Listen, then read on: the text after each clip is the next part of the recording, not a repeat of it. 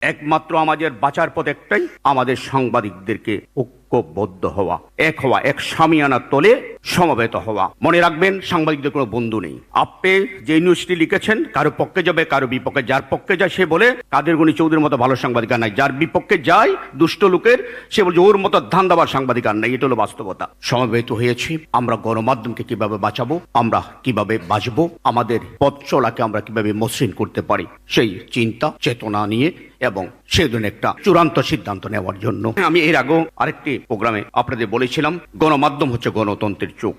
দেশকে একেবারে গভীর থেকে ভেতর থেকে দেখার সুযোগটা করে দেয় গণমাধ্যম, যেটা আমাদের শাসক গোষ্ঠী কখনোই বুঝেননি বলেই তাদের পতন ঘটেছে সারা দুনিয়ায়। এটাই সত্য।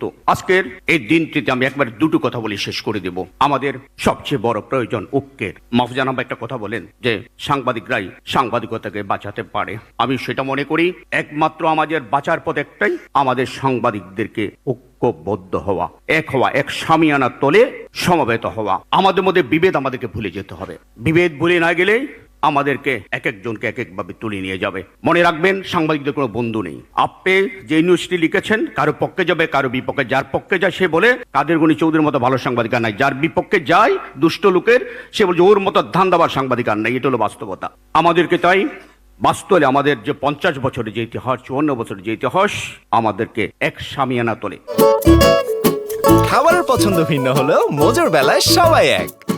সমবেত হওয়া ছাড়া আমাদের সামনে আর কোনো পথ নেই। ভিয়েতনামের অবিসংবাদিত নেতা হো চি মিন, তিনি যখন বঙ্গুর রাষ্ট্র থেকে অন্যের উত্তর শিকড়ে নেওয়ার স্বপ্ন দেখলেন, তিনি একটি স্লোগান দিলেন, ঐক্য ঐক্য মহাঐক্য, বিজয় বিজয় মহাবিজয়। তিনি বললেন তোমরা ঐক্যবদ্ধ হও, আমাকে সহযোগিতা করো, আমি এই রাষ্ট্রটিকে আমি অন্যের উৎস শিকড়ে নিয়ে যাব, না পারলে তোমরা আমাকে চেটিয়ে বিদায় করে দিও। জনগণ তারা আহ্বানের সামনে দিয়েছিল। আজকে দেখেন এই বঙ্গুর রাষ্ট্র কোথায় চলে গিয়েছে, ভিয়েতনাম। তাদের পণ্য সারা বিশ্বে আজকে যাচ্ছে, তাদের ইলেকট্রিক্স পণ্য। আমরাও আজকের এই সমাবেশ থেকে একটি অঙ্গীকার করতে চাই, যেখানে সংবাদপত্রের উপর আঘাত আসবে, সাংবাদিকদের উপর আঘাত আসবে, দল মতের ঊর্ধ্বে উঠেই আমরা ঐক্যবদ্ধভাবে সেটা প্রতিবাদ করব। ইনশাআল্লাহ আমরা সফল হব। সেই অঙ্গীকারকে আমরা নিতে পারবো? আমরা পারি না। বারবার তো সেটা প্রমাণিত হয়েছে। কেন পারি না? আমরা যখন সংগ্রামের আসাদ সাহেবের উপর আঘাত হয় আমরা তো কথা বলি না এক পক্ষ, আবার যখন মতিউর রহমান মাহফুজ আনামের উপর আঘাত হয় আরেক পক্ষ হাততালি দেয়। এটা কি জাতির বিবেকের কাজ? সত্যি করতে কি আমরা জাতির বিবেক, এই ধরনের আমাদের পক্ষপাতিত্ব, এই ধরনের আচরণের পর আমরা নিজেকে জাতির বিবেক বলি কিভাবে? এই দোষ আমাদের প্রত্যেকের আছে। আসুন, দোষ তো আমরা করেছি, ভুল থেকেই সংশোধন হয়।